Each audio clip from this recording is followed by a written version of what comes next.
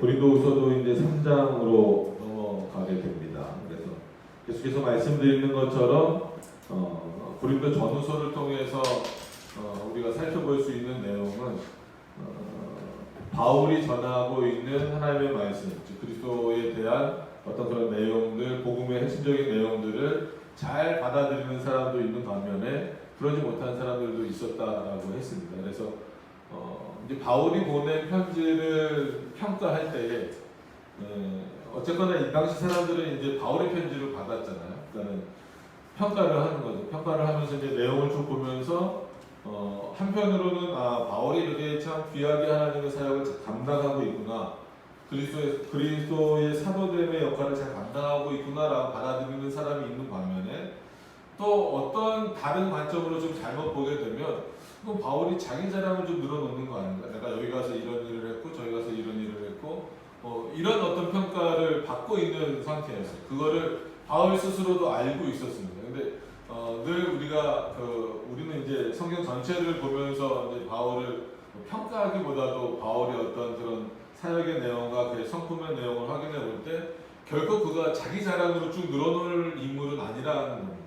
그럼에도 불구하고 이런 오해를 고린도 지역에서 받고 있었기 때문에 바울은 자기의 사도권을 변증하기도 하고 오늘 내용처럼 3장 1절에 보면 이런 표현이 나옵니다. 우리가 다시 자천하기를 시작하겠느냐. 그러니까 이거는 실제로 바울이 그렇게 하고 있다는 얘기가 아니라 이런 오해를 지금 내가 많이 받고 있다는 거예요. 그래서 여기서 이제 좀 한문적인 표현이죠. 자천하다라는 게 이제 풀어서 말하면 스스로 추천하다 이런 의미잖아요. 그러니까 어떤 의미냐면 자기의 자랑을 막 늘어놓는 거죠. 그러니까 내가 자천하다 이 얘기는 나는 이런 자, 내 공로를 막 늘어놓고 자기를 이렇게 높이려고 하고 이런 어떤 그런 표현들을 이제 자천하다 이렇게 쓰고 있거든요.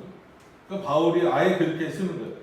우리가 다시 자천하기를 시작하겠다. 그러니까 그런 적이 없었어요. 바울은 그런 적이 없지만 너희가 나를 향하여서 그리고 내가 쓴 이 편지를 향하여서 마치 그렇게 평가들을 하고 있는데 그렇지 않다. 내가 다시 그 말을 너희가 생각하는 것처럼 내 자랑을 늘어놓으려고 지금 이거를 쓰는 게 아니다라는 의미로 지금 3장을 시작하고 있는 겁니다. 그래서 우리가 성경을 볼 때도 어떤 의미에서는 바울의 자랑이다 이거보다도 바울의 공로 아니면 그것을 더 확대시켜서 그럼 바울도 이런 공로를 쌓았기 때문에 하나님의 은혜를 받았구나 이런 사고로 흘러가지 않기 위하여서 바울이 이렇게 열심히 일하고 하나님의 일을 감당했지만 그 모든 것들은 바울의 자랑거리가 아니고 누가 하신 일이다? 하나님이 바울을 통해 하신 일이다 라고 하는 것을 분명하게 더 깨달아야 된다라는 차원. 그렇기 때문에 우리도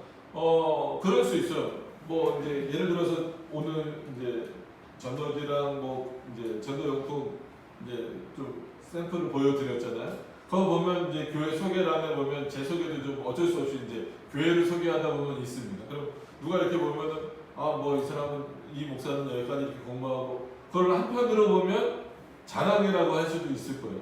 그러나 그렇게 해버리면 그건 제 공로가 된다라는 거예요. 그러니까 전도 많이 했어, 많이 했어, 많이 했어 다 좋아요. 당연히 그렇게 해야죠. 예배도 열심히 드려야 되고 기도도 열심히 해야 되고 전도도 열심히 해야 되는 거 맞아요. 근데 그것이 마치 내 스스로가 자천되듯이 즉 자천하듯이 내 공로를 드러내듯이 하느냐 그거는 하나님 앞에서 옳은 건 아니다라는 거예요. 그러니까 바울이 계속 표현하고 있는 것은 내가 지금 그러려고 너희들에게 이런 내용을 쓴 것도 아니고 또 그런 얘기를 하기 위해서 내가 했던 사역들을 너희들에게 쓰는 것도 아니다. 그럼 어떤 이유에서인지 지금 바울이 오늘 3장을 통해서 밝혀나가고 있습니다. 조금 더 진행해서 보시면 우리가 어찌 어떤 사람처럼 그러니까 어떤 사람이라고 하는 것은 그 당시 일반적일 수도 있고 이런 일은 지금도 여전히 반복되는 거기 때문에 우리가 좀 유심히 살펴봐야 돼요. 그래서 천거서를 너희에게 붙이거나 혹 너희에게 맞거나 할 필요가 있겠느냐.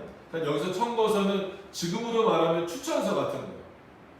그러면 잘 생각해 보시면 바울도 여러 사람을 추천했어요. 누구에게 이렇게 막 추천하기도 하고 아니면 자기가 이렇게 그 사람을 쓰기 위해서 내가 이 사람을 쓰겠다. 나는 것으로 이제 다른 사람에게 뭐 추천서는 아니지만 내가 이 사람을 쓰겠다라는 어떤 그런 내용들도 있잖아요. 대표적으로 뭐 오네시모 같은 인물도 있고 이제 빌레몬이 거의 이제 자기 뭐 제자와 같은 인물임에도 불구하고 오네시모를 내 종으로 쓰겠다. 너가 뭐 너의 종으로 못 쓸 거면 내 종으로 쓰겠다. 이런 어떤 내용들도 많고 뭐 디모데를 추천하는 것도 우리가 고린도 전서를 통해서 이제 볼 수 있게 되잖아요. 그러니까 바울의 입장에서도 그런 추천을 하지만 여기서 말하는 어떤 사람처럼 청거서를 너희에게 붙이거나 혹 너희에게 맞거나라는 게 뭐예요? 그래 이거 보니까 이 사람은 내가 쓰겠어 라고 했을 때 이것은 어떤 의미에서 보면 너무 너희들의 판단, 보여지는 판단 아니면 누가 추천했는가 이것으로만 결정하려고 하는 모습이 옳지 않다라는 거예요. 누구 앞에서? 하나님 앞에서 옳지 않다라는 거예요. 그러니까 오해하시면 안 돼요. 뭐 예를 들어서 우리가 뭐 학교를 가거나 직장을 들어갈 때 이력서를 내고 아니면 이제 추천서를 요구하는 경우도 있잖아요. 그런 경우가 아니고 그런 경우라고 할지라도 너무 이제 좀 뭐라 그럴까요? 과도하게 이제 내용을 쓴다라고 하거나 아니면 전혀 뭐 일면식도 없었는데 써달라고 하거나 뭐 이런 경우가 포함되긴 하겠죠.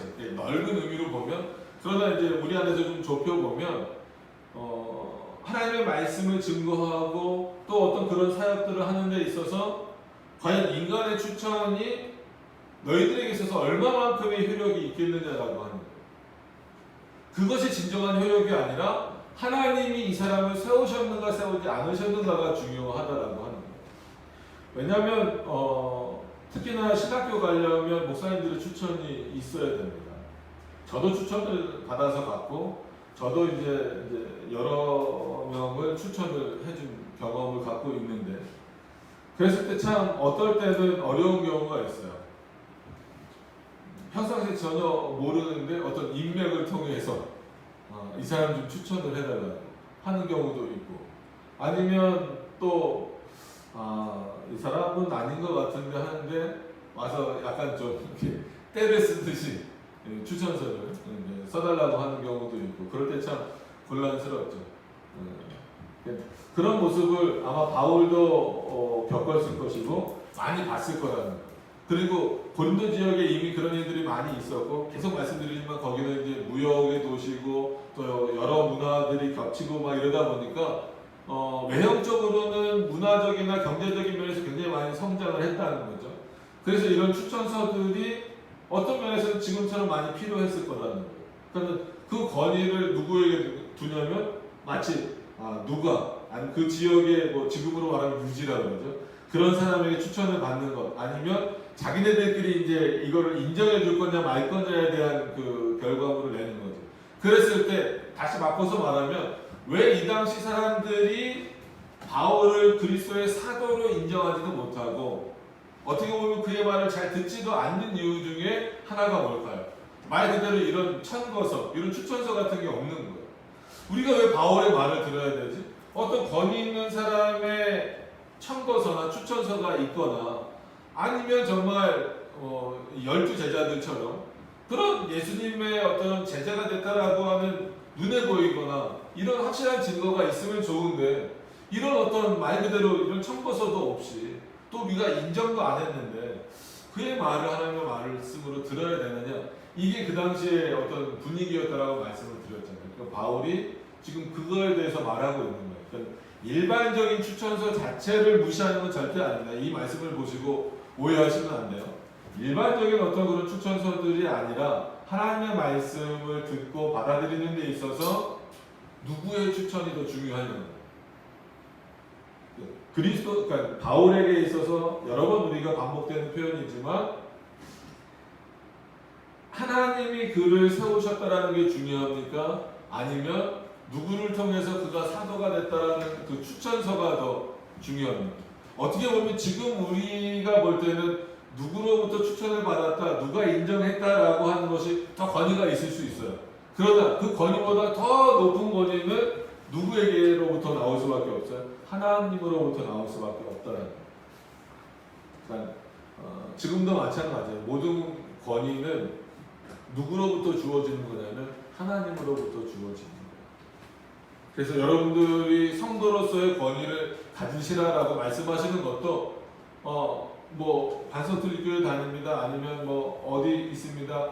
뭐 이게 어떤 눈에 보이는 추천서 같은 내용이 될 수 있지만 가장 중요한 것은 여러분들이 성도로서의 권위는 누가 부여하신 거예요? 교회가 부여한 게 아니라 하나님이 부여하신 거다라는 거예요. 저도 목사가 되기 위해서 그 절차들을 다 밟아와서 뭐 한마디로 목사 안수증도 있고 졸업증도 있고 다 있어요. 다 있지만 그거보다도 더 높은 권위는 뭐예요? 제가 목사가 된 것에 있어서 하나님이 나를 목사로 부르셨다라고 하는 거예요. 어떤 이런 내용들이 지금도 좀 핵심적으로 자리를 잡고 있어야 됩니다. 그러기 위해서 눈에 보이는 그런 천거서보다 더 중요한 하나님이 우리에게 모든 권위를 주셨다라고 하는 것을 서로 인정하고 받아들이기 위해서는 우리에게서 그런 모습이 나타나야 된다는 게 중요합니다. 눈에 보이는 종이 쪽지가 우리를 해결해 주는 게 아니에요. 그래서 그런 많은 추천서들을 받고 뭐 이제 목사가 되거나 뭐가 된 사람들도 결국은 하나님의 말씀을 올바로 전하지 못하고 그 말씀으로부터 벗어나는 그런 모습들을 우리가 많이 본다라는 거예요. 그랬을 때 그 권위는 오히려 하나님의 말씀을 더 떨어뜨리는 그런 내용이 될 수밖에 없다라는 거예요. 자, 그래서 바울이 계속 이어갑니다. 이어가는 내용이 뭐냐면 그런 어떤 천거서보다 더 중요한 것은 뭐냐면 너희가 우리의 편지라. 바울이 참 멋진 표현이면서도 왜 이런 표현을 했냐면 너희가 그랬으니까 고린도 교인들이잖아요. 고린도 교인 너희들이 우리의 편지다라고 하는 얘기는 뭐냐면 편지는 다 아시지만 글이 써 있는 거잖아요. 그 내용이 중요한 거란 말이에요. 그 편지의 내용이. 그럼 너희가 우리의 편지라라고 했을 때에는 내가 전한 말이 너희 안에 새겨져 있다는 거예요. 마치 편지를 보면 바울이 이런 내용을 썼구나라고 하는 것을 아는 것처럼 딱 누구를 봤을 때 저 사람은 바울의 편지구나. 그 내용은 뭐예요? 바울이 전한 내용을 저 사람이 생각하고 있고 한마디로 말하고 있고 삶의 내용에서 드러나고 있구나. 이게 어떤 보여지는 편지가 되는 거잖아요. 그러니까 우리가 누구에게 그 편지를 보냈을 때에는 물론 뭐 안부 편지도 있겠지만 어떤 권면이나 어떤 이런 내용으로 살아야 됩니다라는 그 편지를 보냈을 때는 이 편지를 잘 받았다라고 하는 것은 우체국으로부터 받았다라는 의미가 아니란 말이에요. 그것을 읽고 얼마나 내 것으로 만들어내는 거죠. 우리가 오늘 그 오전에 약간 설교 전에 읽었던 요한복음 8장에도 그렇게 나오잖아요. 유대인들이 하나님을 모르겠어요? 알잖아요. 오히려 하나님이 누구신지 오해하면서 알았죠. 한 분 하나님 이 사고만 있었기 때문에 예수 그리스도가 하나님이시라는 것도 인정이 안 됐고 예수 그리스도가 하나님의 아들이시다라고 하는 것도 인정이 안 됐어요. 그러니까 예수님이 뭐라고 그래요? 너희는 나를 모르는 것은 아버지도 모른다라는 거예요. 그 말을 유대인들이 들었을 때 좋았겠느냐는 거예요. 아니요. 유대인들은 오히려 그 당시 자기네들 사고에서는 자기네들은 아브라함의 자손이고 철저하게 하나님의 말씀대로 살고 있다라는 사람들. 그렇기 때문에 예수 그리스도를 인정하지 못한다 이런 입장이란 말이에요. 누구보다도 하나님을 잘 믿기 때문에.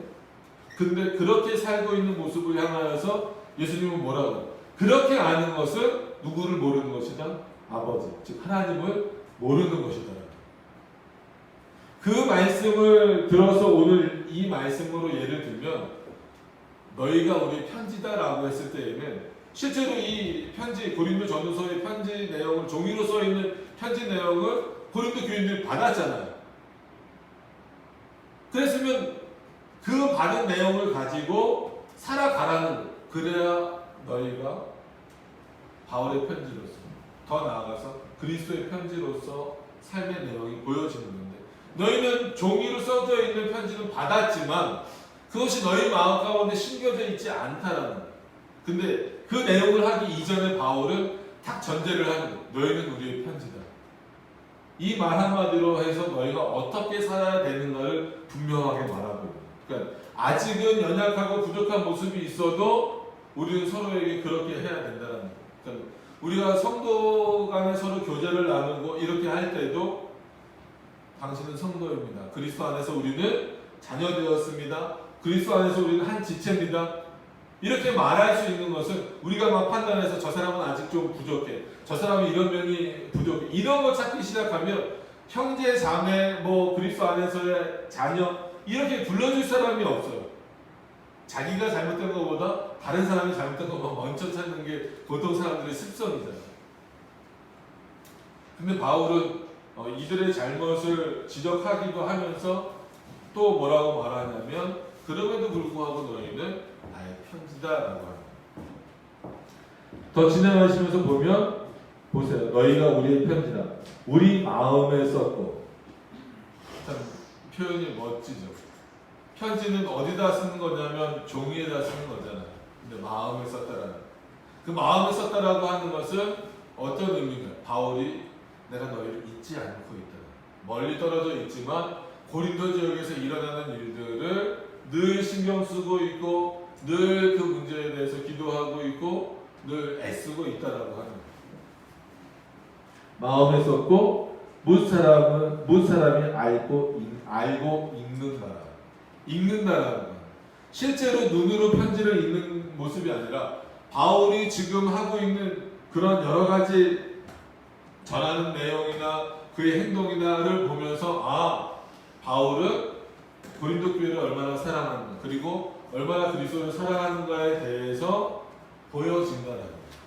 이게 참 중요한 거죠. 우리가 그리스도인으로 살아야 됩니다. 우리가 하나님의 말씀대로 살아야 됩니다라고 계속 저도 말하고 많은 목사님들이 말하고 성도님들도 서로 말하고 그렇게 고백하고 막 하잖아요. 그럼 그 모습이 어떻게 나타나야 되냐면 다른 사람이 나를 볼 때에 그렇게 읽혀져야 된다는 거예요. 뭐 우리 몸에 뭐 글씨를 써갖고 다니는 건 아니잖아요. 여기다가 뭐 그리스도인 이렇게 써갖고 다니는 건 아니잖아요. 그럼에도 불구하고 우리가 말하고 행동하는 그런 부분들에 있어서 다른 사람이 볼 때도 저 사람은 하나님의 편지구나. 왜? 그의 모습에 하나님의 말씀이 가득 차 있기 때문에. 이게 어떤 면에서는 성도의 올바른 모습이다라고 하는 거예요. 그게 그렇게 읽혀져서 그가 핍박을 받을 때도 있었어요. 그죠? 바울이. 어떻게 보면 그리스도인으로 읽혀졌기 때문에 계속해서 말씀드리지만 바울이 그리스도를 만나기 이전에는 어떻게 읽혀졌기 때문에 유대인들로부터 로마인들로부터 핍박을 안 당했어요. 율법학자로. 오히려 그렇게 섬기는 게 하나님 잘 섬기는 거다라는 모습으로 읽혀졌기 때문에 유대인들로부터 저 바울은 우리와 다르지 않다라고 읽혀졌기 때문에 바울을 오히려 더 존경하고 그의 일을 하는 데 있어서 어떤 방해도 하지 않았다라는 거예요.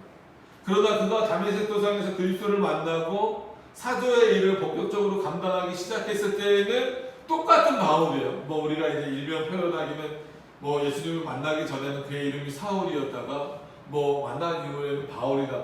그런 의미가 중요한 것이 아니라 똑같은 바울이에요. 예수 그리스도를 만나기 전에도 바울이고 예수 그리스도를 만난 이후에도 그는 바울이라는 사람이란 말이에요. 그런데 사람들에게 읽힐 때 어땠냐는 거예요. 그러면 글을 읽어내는 사람들도 똑같은 누구예요? 유대인들이었어요. 그죠? 뭐 로마 사람들도 있지만 유대인들도 좀 함축시켜서 좁혀서 생각해보면 똑같은 유대인들이고 똑같은 바울이었는데 그리스도를 알기 전에는 전에 유대인들이 바울을 읽어낼 때는 자기네랑 다를 게 없다라는 것으로 보이는 거예요. 그러니까 그를 핍박하지 않았죠. 근데 그리스도를 알고 난 이후에 바울을 읽어낼 때 그 유대인들은 어떻게 느낀 거예요? 저 바울은 이제 우리와 달라졌다는 거예요. 그럼 이게 우리에게 있어서의 삶의 변화입니다. 우리가 언제 중생받았는지 거듭났는지 몰라요. 정확하게 그거를 알 수 있는 사람은 없습니다. 그럼 그것을 어떻게 우리가 알 수 있냐면 벌써 우리 주변에 있는 사람 아니면 내 자신 스스로도 이런 면에서 확인이 됩니다. 왜냐면 주변 사람들은 나를 읽어요. 왜냐면 우리가 저도 자녀를 키우지만 읽는단 말이에요. 얘가 어떤 마음을 갖고 있는가. 뭐 글을 쓰지 않아도 표정만 봐도 아니면 하는 행동만 봐도 다 아시잖아요. 다 읽히잖아요. 얘는 아닌 것처럼 하고 있으면 다 읽힌단 말이에요.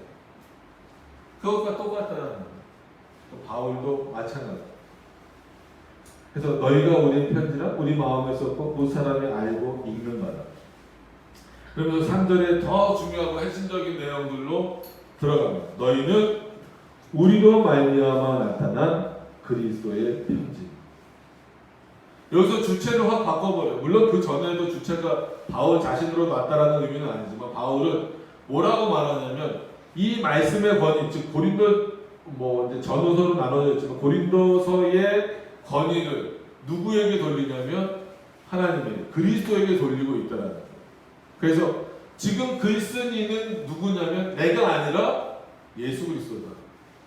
나는 붓과 먹의 역할만 했을 뿐이다. 도구의 역할이다. 그래서 자기를 확 낮추는 거예요. 너희는 편지라고 했는데 내 편지가 아니라 궁극적으로 바울의 편지가 아니라 누구의 편지다? 그리스도의 편지다. 나는 단지 너희에게 그 그리스도가 하시는 말씀을 전하는 붓과 같은 역할, 먹과 같은 역할을 했을 뿐이다. 나는 언제나 도구일 뿐이지 우리에게 말씀하시는 자, 너희를 변화시키는 자는 누구다? 예수 그리스도 뿐이다라고 합니다. 그렇잖아요. 그래서 너희는 우리로 말미암아, 그러니까 바울로 말미암아 그렇게 될 수밖에 없죠. 왜냐하면 하나님이 바울을 도구로 쓰셨으니까. 그래서 바울을 통하여서 직접 내기를 듣든 편지를 받든 어떤 식으로든지 간에 그리스도에 대한 복음을, 살아계신 하나님의 말씀의 복음을 들었단 말이에요. 듣고 있단 말이에요. 그럼에도 불구하고 바울이 주체가 아니라 그리스도가 주체가 되셨다라는 거예요. 그래서 우리로 말미암아 나타난 그리스도의 편지. 이는 먹으러 쓴 것이 아니요. 그러니까 먹으러 쓴 것을 부정하면 안 됩니다. 여기서 어떤 면에서는 이제 약간 구약의 율법과 신약의 복음, 꼭 이렇게만 나눠지면 안 됩니다. 구약은 무조건 다 율법이고 신약은 무조건 다 복음이야. 이런 의미로 이해하시면 안 되고 여기서 이제 이해하셔야 될 것은 어떤 의미냐면 이미 구약의 율법과 같은 내용들, 특히 십계명과 같은 내용들은 하나님이 돌판에 새겨주시기도 했고 그 돌판만 들고 다닐 수 없었잖아요. 그렇기 때문에 이제 사람들이 필사라 그러죠. 그걸 이제 적었단 말이에요.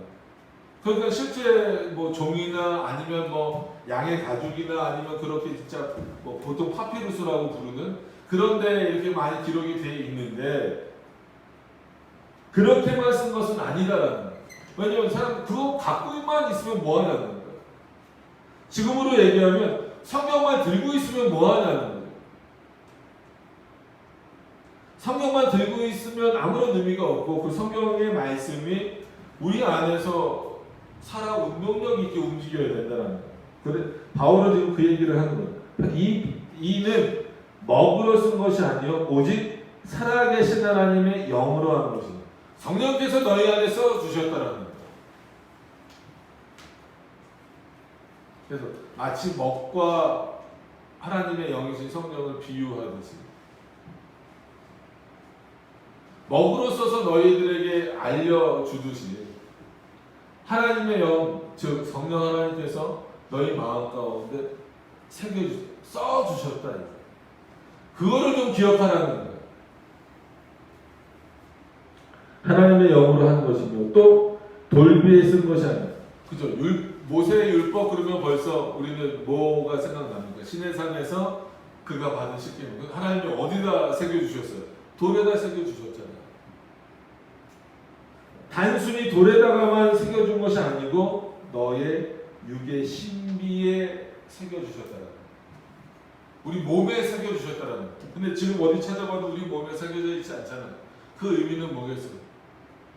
우리 마음 가운데 새겨진 거고 그 마음 가운데 새겨진 하나님의 말씀이 실제 삶의 행동으로서 나타나야 돼요. 여러분 여기서 오해하시면 안 되는 게 그러면 먹으러 쓴 것과 돌에 새긴 것은 아무런 의미가 없느냐? 그렇지 않습니다. 여러분 우리가 그 시내산 사건을 잠깐 다시 한번 생각해 보시면 모세가 그 시내산에서 하나님의 말씀을 받고 있을 때에 밑에서는 어떤 짓 했어요? 우상, 금송아지 만들고 우상 덩어리 짓을 했잖아요. 그 순간을 못 참고 있는 거예요. 모세가 뭐라고 하고 올라갔어요? 하나님의 말씀을 들으러 올라간다라고 했어요. 그럼 너희는 그 밑에서 뭐 하라는 거야? 기도하고 하나님이 나에게 주신, 그럼 모세는 도구예요. 모세가 주체가 아니잖아요. 하나님이 궁극적으로 누구에게 주시기 원하는 거예요? 이스라엘 백성들에게 주시기 원하는 건데 누구를 대표해서 주시는 거예요? 모세를 대표해서 주시는 거기 때문에 모세는 어떤 역할? 도구예요, 도구. 누구의 도구? 하나님이 쓰시는 도구라는 거예요. 근데 궁극적으로 들어야 돼. 물론 모세도 포함되지만 궁극적으로 들어야, 그 말씀을 들어야 돼. 이스라엘 백성들은 그 잠시를 참지 못하고 어떻게 합니까? 그 밑에서 우상 덩어리에 빠져버리잖아요. 우상 숭배에 빠져버리잖아요. 금송아지 만들어 놓고 그 앞에 절하고 있잖아요. 하나님이 그 모습을 좋아하시겠냐고. 그럼 이 돌비에 새겨진 그 말씀이 안 중요한 것이 아니라 그 돌비에 새겨주신 그 하나님의 말씀이 어디에 새겨져 있듯이 살라는 거예요. 너희 몸에 새겨져 있듯이, 너희의 심령에 새겨져 있듯이 살라는 거예요. 과연 그렇게 살고 있느냐는 거예요. 오늘도 마찬가지입니다. 오늘 이 본문으로 돌아가셔서 보시면 바울이 참고로 하면 고린도 전서를 먼저 보냈습니까? 고린도 전서를 통하여서 전해진 그리스도에 대한 복음의 내용들을 너희가 분명히 종이로 받고 지금 가지고 있을 것입니다. 근데 그게 마치 돌비처럼 그냥 너희 손에 들려만 있는지 아니면 정말 마음속에 새겨져 있는지. 하나님이 주신 이유는, 그 내용을 주신 이유는 그냥 들고 있으라는 게 아니다. 아니면 그것을 보고 못 믿겠다, 이게 왜 권위가 있느냐, 이렇게 판단하라는 것이 아니다. 너희 마음에 새기라는 것이다. 그걸 누가 새겨주느냐? 내가 새길 수도 없는 거다라는 바울이 말하는 거죠. 왜냐하면 구원의 문제는 누가 할 수 있어요? 목사가 할 수 있는 문제가 아닙니다. 예수 그리스도가 하시는 거예요. 제가 여러분들을 구원시켜드릴 수 없잖아요. 우리가 뭐 이번 주 토요일부터 이제 전도를 준비하고 있지만 표현을 하실 때 조심하셔야 돼요. 내가 이 사람을 전도해서, 그건 뭐 얼마든지 쓸 수 있습니다. 누구에게 말씀을 전했어. 근데 가끔 보면 그렇게 표현은 내가 이 사람을 전도해서 구원시켰어. 심하게 얘기하면. 전도는 하나님이 나를 도구로 쓰시는 거예요. 이제 그 수준에 머물러야 되는데 내가 어떤 사람을 전도했다라고 해서 그 사람을 구원하는 거 아니거든요. 그래서 이런 게 참 어려워요. 이게 자천하듯이 내 공로가 되면 안 되는 거예요. 그때도 하나님의 말씀을 우리가 열심히 증거할 텐데 우리가 전하는 것까지가 하나님이 우리에게 맡겨주신 것이지, 그 마음 가운데 역사하시고 그들을 변화시키시는 것은 하나님이 하시는 일이라고 합니다. 바울도 마찬가지예요. 내가 할 수 있는 바울이 할 수 있는 최선의 선은 뭐예요? 하나님의 말씀을 그대로 전하는 거죠. 그리스도에 대한 말씀을 그대로 전하는 것 이상은 없다는 거예요.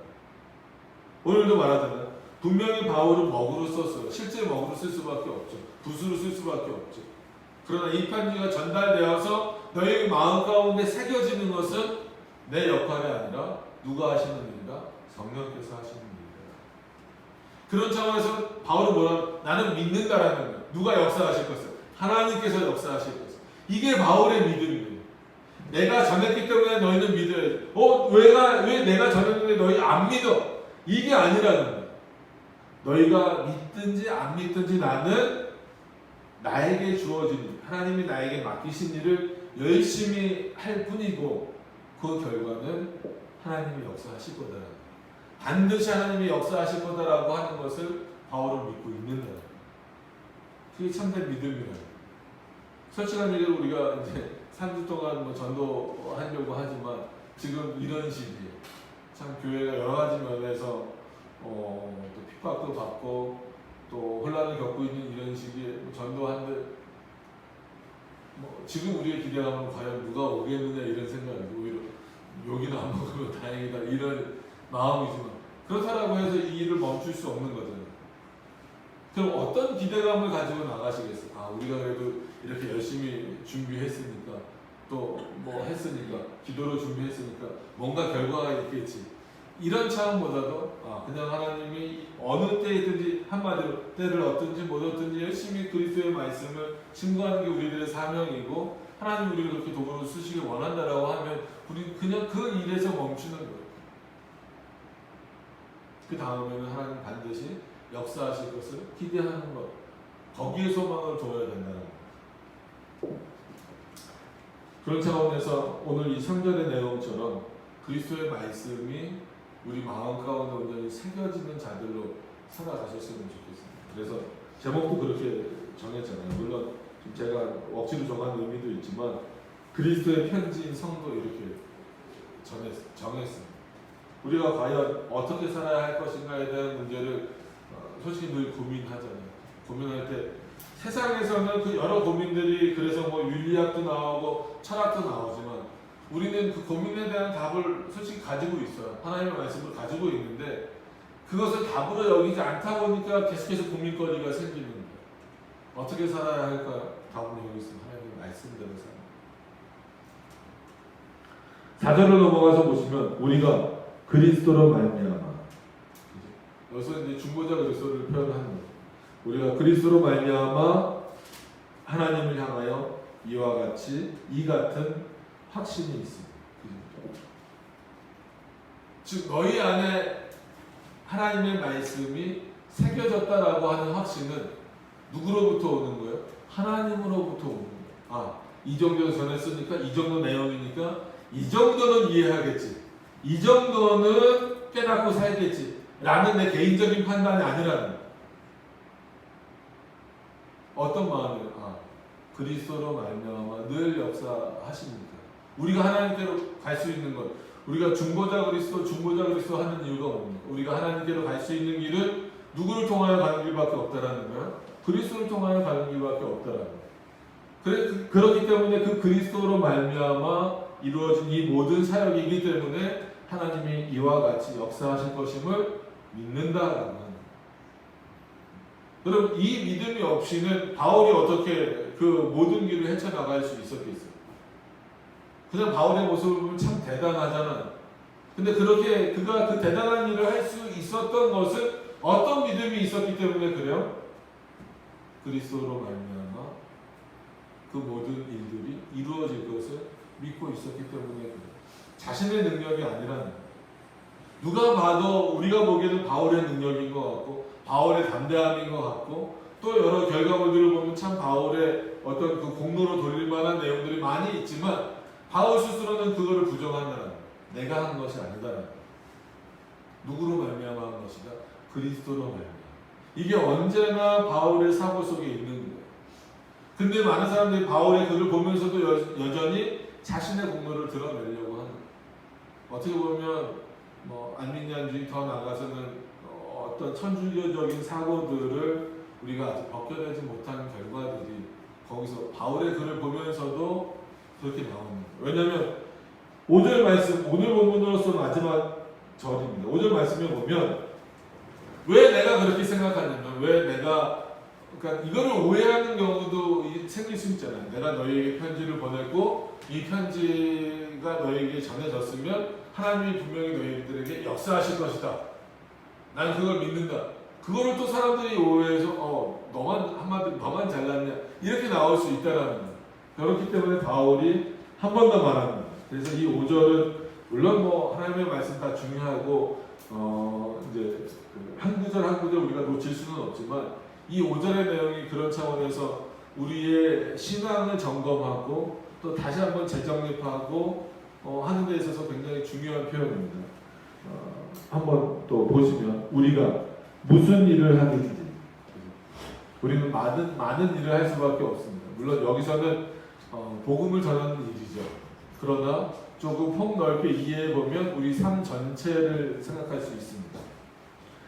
우리가 무슨 일을 하든지 우리에게서 난 것 같이 생각하여 스스로 만족할 것이 아니다. 제발 그렇게 하지 말라. 우리는 그런 경우가 많아. 이거 내가 벌었으니까 내 것이니까. 하나님이 우리 것처럼 여겨주시는 거고 인정해주시는 것이지 실제로 내 것이 없잖아요. 그래서 물론 애들 장난감 좋아하잖아요. 그래서 저희 애들 장난감 좋아하는데 예를 들어서 뭐 요즘 애들 뭐 카봇이나 또 뭐 이런 거 아시나요? 그런 장난감 좋아해요. 그러니까 물어봐. 하나님이 카봇도 만드셨어? 뭐 하나님은 카봇을 직접 뭐 만들지는 않으셨겠죠. 그래서 그렇게 얘기해 줬어요. 이 카봇을 하나님 직접 만들지는 않으셨지만 카봇의 원료가 되는 플라스틱이나 뭐 이런 것들을 만드는 또 그런 플라스틱의 원료가 되는 내용들은 뭐예요? 이 지구를 창조하실 때, 이 세상을 창조하실 때 어떻게 하셨어요? 다 만들어 놓으셨다. 그리고 수많은 사람들의 지혜들을 사용하시는 거예요. 그래서 우리가 언젠가 지난 시간인가도 말씀드렸지만 우리가 갖고 있는 의지, 우리가 갖고 있는 자유, 우리가 갖고 있는 뭐 어떤 인격 이런 모든 것들도 창조물입니다. 하나님이 우리에게 허락하신 것이지만 그렇기 때문에 창조물이에요. 시간도 창조예요. 그렇죠? 시간은 원래부터 있었던 게 아니잖아요. 삼위일체 하나님은 영원 전에 계시다. 이건 시간 전에 계시다라는 표현이랑 똑같거든요. 그래서 한글로서도 그렇고 뭐 영원 전이라는 개념은 솔직히 국어의 어법으로는 맞지 않아요. 영원 전이 어디 있어요? 그 얘기는 뭐예요? 시간 전이라는 그 얘기를 바꿔 말하면 시간도 하나님의 창조라는. 그렇기 때문에 우리가 갖고 있는 의지도 누구의 창조물? 하나님의 창조물이에요. 하나님이 우리에게 의지를 창조해 주셨기 때문에 우리가 그 의지를 갖고 자유롭게 살 수 있는 겁니다. 그래서 거기에 하나님이 믿음을 더해 주셨을 때는 하나님을 찾는 것이고 그 의지에 믿음을 주시지 않았을 때에는 열심히 그 의지를 갖고 살아가기는 하지만 하나님을 모르게 살아가는 거잖아요. 그 의지를 갖고 사람들이 여러 가지 많은 것들을 개발했기 때문에 우리가 풍요롭게 지금 이렇게 사는 거예요. 이 더운 여름에도 시원하게 에어컨 바라면서 살 수 있는 거고. 그럼 하나님이 저 에어컨을 직접 만들지는 않으셨죠. 그러나 저 모든 원료들은 이미 지구상에 있는 것이고 또 저것을 만든 사람의 그 지혜는 결국 누가 주신 거예요? 믿든지 안 믿든지 그걸 떠나서 하나님이 주셨다라는 거예요. 그러니까 바울이 가지라는 것은 뭐냐면 너희가 무슨 일을 했을 때 이것은 내가 한 것이다, 내가 이룬 것이다 라고 스스로 만족하지 말라는 거예요. 왜냐면 우리에서 날 수 있는 것은 아무것도 없다. 솔직한 얘기로 인간에게서 날 수 있는 것은 타락 이후에 죄밖에 없잖아요. 악한 것밖에 없잖아요. 괜히 우리가 선한 것을 하나님께 돌리고 악한 것을 우리에게 돌리는 방식으로 하나님 앞에 서 있는 게 아니라는 거예요. 실제로 선을 행하실 수 있고 우리를 통하여서 선을 행하실 수 있고 하나님 자신이 선을 행하실 수 있는 것은 하나님 자신 외에는 없다는 거예요. 여기서 바울이 다시 한 번 더 말하는 거예요. 내가 한 말을 내 자랑으로 여기지 않았으면 좋겠다는 거예요. 그렇게 말하는 이유는 하나님의 말씀을, 즉 그리스도의 말씀을 가지고 있는 자는 한마디로 바울처럼 살아갈 수밖에 없다는 거예요. 그래서 바울이 그러죠. 나를 본받으라는 표현까지 쓰잖아요. 어떻게 보면 그건 굉장히 오해스러운 말이에요. 지금으로 표현하면 저는 뭐 그런 표현을 쓸만한 뭐 ปั้명이 안 되지만 예를 들어 저를 본받으세요. 이렇게 말하는 것은 교만함의 표현일 수도 있어요. 물론 그럼에도 불구하고 바울이 그렇게 표현한 이유는 뭐예요? 바울은 실제로 그리스도인답게 그리스도의 말씀이 그 안에 새겨진 자답게 살았잖아요. 우리는 그렇기 때문에 바울을 본받아 산다라고 하는 것은 궁극적으로 누구를 본받는 거예요? 그 바울을 사용하신 하나님 그리고 그가 전하는 그리스도를 본받아 사는 모습이잖아요. 바울에게서 난 것은 아무것도 없다는 거예요. 이 한마디로 어떻게 보면 여태까지 바울의 공로처럼 여겨졌던 표현은 그게 바울이 내 공로, 자기 자랑을 하기 위해서 쓴 표현이 아니구나라고 하는 것을 알 수 있는 거예요. 그렇기 때문에 나도 그렇고 너희들도 그래야 된다라고 하는 게 이 바울의 표현입니다. 고린도 교인들에게 말하는 거예요. 계속 우리가 말씀드리지만 뭐 무역을 하고 이런 사람들 보면 돈도 많이 벌고 그러면 그렇잖아요. 내가 열심히 무역해서 왜냐하면 같이 무역을 하더라도 A라는 사람과 B라는 사람과 같이 무역을 하더라도 결과물이 똑같지 않을 수 있잖아요. 어떤 사람은 정말 잘해서 아주 부자처럼 살 수 있고 어떤 사람은 뭐 그런처럼 살 수도 있고 아니면 실패할 수도 있잖아요. 그러면 이렇게 풍성하게 살게 된 사람은 내가 지혜로워서 내가 뭔가를 열심히 잘해서 이런 결과물을 난 거야. 이건 하나님 앞에 엄청난 교만이에요. 그렇게 많은 것이 얻어지면 얻어질수록 더 누구 앞에 머리를 숙여야 되는 거예요? 하나님 앞에 머리를 숙이고 무릎을 꿇어야 되는 거예요. 왜? 그 모든 것은 내 지혜로움과 내 의지로 했지만 그 지혜로움과 의지조차도 누가 주신 거예요? 하나님이 주신 거예요. 그럼 바울이 얼마나 지혜롭습니까? 바울이 얼마나 똑똑합니까? 그의 의지가 얼마나 한마디로 진짜 강단이 있어요. 그럼에도 불구하고 나에게서 나는 것은 아무것도 없다. 이거를 그냥 어떤 글로서만 보시지 말고 이 의미가 갖고 있는 내용이 뭔가를 깊이 생각해 보셨으면 좋겠어요. 지금 우리가 그리스도인으로 살면서도 마찬가지예요. 세상을 향해서 견뎌야 되고 세상을 향해서 하나님의 말씀을 전하는 자로서 또 그리스도의 그 모범을 보이는 자로서 살아가면서도 그렇기 때문에 나는 훌륭해, 나는 잘했어, 이 정도면 괜찮아 라는 것이 아니라 그 모든 것들이 누구의 은혜다? 그리스도로 말미암은 것이다. 단순히 멋있는 표현이 아니라 실제 그래야 된다는 거예요. 그래서 우리가 무슨 일이든지 우리에게서 난 것 같이 생각하여 스스로 만족할 것이 아닙니다. 그 다음 표현이 더 멋있죠. 우리의 만족은 오직이에요. 오직. 다른 것에서도 얻을 수 있지만 하나님께서도 얻을 수 있다. 이게 아닙니다. 이렇게 착각하는 분들도 있어요. 저는 맞아. 내가 만족할 수 있고 내가 은혜를 누리는 것은 하나님이 주시는 은혜긴 한데 그래서 내 노력이 필요해. 내가 어느 정도는 해놔야 돼. 그러니까 하나님이 우리를 도우신다 라는 표현에 대해서 어떻게 생각하세요? 많은 분들이 오해할 때 더하기로, 그러니까 플러스 개념, 뭐 더하기. 이 더하기는 뭐냐면 그래도 뭔가를 내가 이 정도 해야 하나님이 뭘 더해 주셔서 이게 합쳐져서 우리에게 뭐 만족이라든지 아니면 뭐 은혜라든지 이런 상태로 나타난다라고 생각을 하는 거예요. 하나님이 너를 도우신다. 하나님 너에게 뭘 더해 주신다. 이거는 이렇게 생각을 이렇게 글이 써 있다 보니까 하나님 우리를 도우신다. 보통 돕는다라고 하면은 이제 그런 거 나오잖아요. 이제 할머니 할아버지는 짐을 들어드렸다. 이게 돕는 거잖아요. 아니면 리어가 끌고 가는 분의 뒤를 밀어드렸다. 이게 돕는 거라고 우리는 일반적으로 생각하잖아요. 그러면 이미 그 사람은 그 일을 하고 있는 거잖아요. 그러니까 어느 정도 인간이 일을 하고 있는데 하나님이 거기서 더하게 해주시는 거다라고 생각하는 경우가 많다는 거예요. 나도 우리도 좀 착각하고 있는 게 내가 이렇게 예배를 열심히 드리니까 이렇게 열심히 드리는 내 모습을 보시고 하나님이 뭔가를 더해 주셔서 만족을 이루는 이런 개념으로 생각하는 경우가 많아요. 하나님 제가 이 정도까지는 했습니다.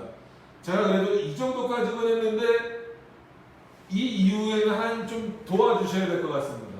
그러면 이 일이 해결될 것 같습니다. 이게 너무 우리 안에 많이 자리 잡고 있는 신앙의 내용 아니라는 바울은 누구보다도 그렇죠. 내가 옥에 갇힐 정도로 했습니다. 이제는 하나님 여기서 좀 더 더해주세요. 나를 좀 도와주세요. 그런 사고로 갈 수 있잖아요. 근데 바울은 그렇지 않습니다. 오직이에요. 오직. 정말 우리가 만족을 누릴 수 있는 것은 내게서 나온 거 내가 한 일이 아무것도 없고 오직 하나님께로 주어진 것만 하나님으로부터 오는 것만이 나에게 만족입니다. 그래서 여기에 직접 표현되어 있지는 않지만 인간의 공로나 인간의 의지는 하나님의 일을 하는 데 있어서는 제외시켜야 된다. 철저하게 배제돼야 된다는 거예요. 이렇게 표현하면 늘 하시는 질문들이 그럼 우린 뭐냐는 거예요. 그러니까 참 그게 저는 거꾸로 생각하면 인간의 본성인 것 같아요. 그렇게 자기의 자리를 찾고 싶은 것 같아요. 하나님이 다 하셨다라는 그 표현을 하면서도 그 안에서 1%라도 아니면 0.001%라도 좀 내 공로를 인정받고 싶은 마음이 있는 거예요. 근데 우리는 그럴 수 있는 존재가 아니거든요. 모든 걸 다 하나님이 하셨습니다라는 그 표현이 그렇게 어렵네요. 하나님은 거꾸로 인정해 주시잖아요. 하나님이 우리를 도구로 사용하셔서 다 하셨음에도 불구하고 여러분 우리 도구 그러면 생각나는 게 빗자루 세레바지 이런 거라고 해봅시다. 그러면 여기 교회를 청소할 때 여러분들이 물걸레질도 할 수 있지만 그 물걸레까지 포함해서 여러분 우리가 도구를 청소 도구로 비교해서 좀 죄송하지만 여러분이 물걸레를 가지고 열심히 여기를 청소하셨어요. 그럼 누가 한 거예요? 여러분들이 한 거잖아요. 근데 물걸레가 와갖고 내가 닦았으니까 내 목과 내 자리를 마련해 달라 그러면 여러분들 얼마나 웃기겠어요. 여러분들은 그러면 뭐 물걸레랑 우리가 대화할 수는 없지만 물걸레가 만약에 그렇게 웃는다 그러면 여러분들은 그 물걸레를 향해서 뭐라고 하시겠어요? 너가 한마디로 정신이 없구나. 너가 스스로 이거 닦을 수 있냐? 뭐 요즘은 뭐 자동 청소기도 있긴 하지만 너가 스스로 닦을 수 있냐? 빗자루가 스스로 쓸 수 있어요? 없어요. 누가 그거를 들어서 써야 되는 거예요. 빗자루라는 유용한 도구가 있을 뿐이지. 그러면 그 빗자루가 쓸어서 먼지를 털어냈다고 합시다. 빗자루가 한 거예요? 그쵸? 빗자루가 쓸어냈다라고 우리 표현하죠. 그러나 누가 한 거? 비를 든 사람이죠. 그 빗자루를 든 사람이 한 거잖아요. 이런 예만 보더라도 하나님이 우리를 통하여서 자신의 귀한 일을 감당하신다는 거예요. 그렇게 역사하신다라고 하나님이 말씀하셨어요. 그럼 우리는 그렇게 하나님에게 선한 도구로 귀한 도구로 내가 사용되어졌구나. 그것으로 만족해야 된다는 거예요. 그런데 거기서 왜 내 자리는 없습니까? 그건 마치 빗자루가 그 빗자루 주인에게 말하는 거랑 똑같아요. 왜 내 자리는 없어? 빗자루의 자리가 어디 있어요? 저 에어컨 뒤에 빗자루라고 있습니다. 빗자루 자기는 저리예요. 저거예요. 보이지도 않아요. 하나님 앞에서 우리 자리가 보이면 안 돼요. 그럼 오늘 바울이 어떤 면에서 보면 늘 말씀드리지만 아직 고린도 교회 성도들은 부족한 면이 많이 있어요. 연약한 면이 많이 있어요. 그럼에도 불구하고 너희는 누구라는 거예요? 지난주에는 너희는 그리스도의 향기다. 그 향기를 풍겨내야 된다는 거예요. 그 향기가 세상에서는 맡기 힘든 냄새일 수도 있어요. 그럼에도 불구하고 그 향기를 풍기라는 거예요. 오늘은 아직 그 수준이 안 올라왔지만 그럼에도 불구하고 너희는 그리스도의 편지라는 거예요. 즉 너희를 보고 너희를 읽어내는 사람들이 이 사람은 그리스도인이다라는 내용으로 읽혀져야 된다. 그럼 그것이 너희 공로로 돌아가면 되느냐? 안 된다는 거예요. 세상 사람들이 우리를 보고 저 사람은 그리스도인이야. 저 사람은 참 하나님의 말씀대로 사는 사람이야. 라는 평가를 저와 여러분들이 받아야 됩니다. 그리고 그런 평가를 받게 됐을 때 내가 열심히 했으니까, 내가 최선을 다했으니까, 내가 이 정도 했으니까 나는 그런 평가를 들을 만해 라고 생각하지 말라는 거예요. 우리가 늘 말하지만 늘 지금도 바울을 본받아야 된다, 바울 신학도 나오고 바울 하잖아요. 그런데 정작 바울은 자신에게 영광을 돌리지 말라는 거예요. 나는 아무것도 한 게 없다는 거예요. 왜 바울이 한 게 없습니까? 얼마나 많은 일들을 했어요. 그럼에도 불구하고 그 모든 것은 나에게 난 것이 아니다. 누구로부터 난 것이다?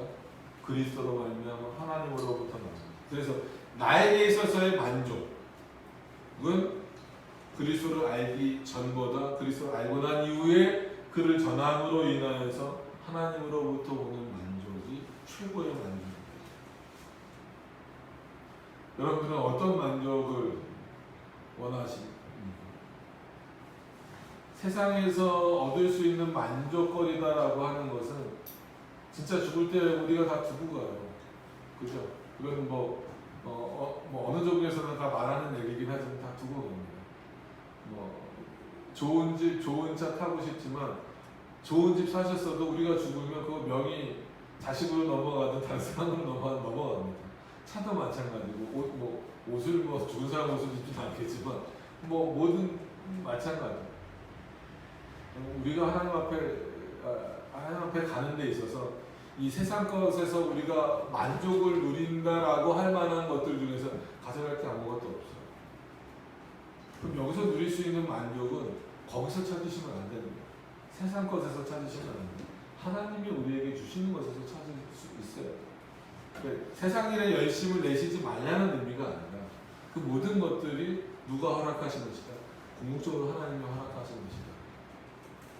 그래서 아이들한테 그래요. 선물을 장난감 같은 거 선물 사줄 때도 그래. 사주는 엄마 아빠에게도 감사해야 되지만 더 감사해야 될 대상은 누구다? 하나님이다라고 하는 것을 얘기하는 이유도 거기입니다. 지금 우리가 먹고 사는 여러분들이 열심히 일해서 먹고 사시는 거예요. 감사하셔야죠. 그러나 궁극적으로 누구에게 감사하셔야 돼요? 하나님께 감사하시고 또 하나님이 주시는 것을 만족하시고. 그래서 저와 여러분들에게는 세상적으로 보면 뭔가 부족하고 연약한 부분들이 많이 있겠죠. 그럼에도 불구하고 우리 안에는 만족이 있어야 돼요. 어떤 만족? 하나님으로 인하여서 풍성해지는 만족. 이거는 세상 사람들은 알지도 못해요. 그죠? 세상에서는 줄 수도 없어요. 제가 줄 수도 없어요. 여러분들 스스로도 채울 수 없어요. 누가 주실 수밖에 없어요? 하나님이 주실 수밖에 없어요. 그 만족을 누릴 수 있는 자들은 그 마음 가운데 하나님의 말씀이 새겨진 자. 그래서 단순히 구약은 율법, 신약은 복음이 아니라 새겨져 있는 이 말씀이잖아요. 이 성경이 마치 내 마음속에 새겨져 있듯이 사셔야 된다는 거예요. 그래서 율법 안에서 복음을 찾으시고 복음 안에서 율법을 찾으셔서 하나님의 법을 지키며 또 진리가 너희를 자유케 하라는 그 말씀으로 복음 안에서 자유를 누리시며 살아가실 수 있는 그런 만족감을 누리실 수 있는. 그래서 나는 그리스도의 편지. 스스로 생각하세요.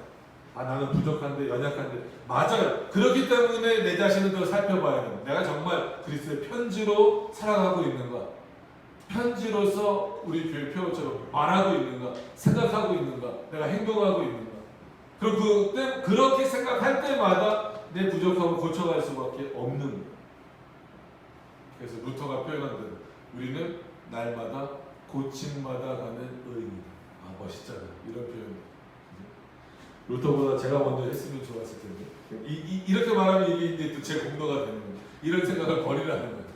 그 종교개혁자인 루터가 그런 멋진 표현을 해줬다라고 하는 것을 지금도 기억하셔서 날마다 고침받아 가는 의인의 모습으로서 그리스도의 편지답게 살아가실 수 있는, 그리스도만으로 만족하실 수 있는 우리 모두가 됐으면 좋겠습니다. 기도하도록 하겠습니다.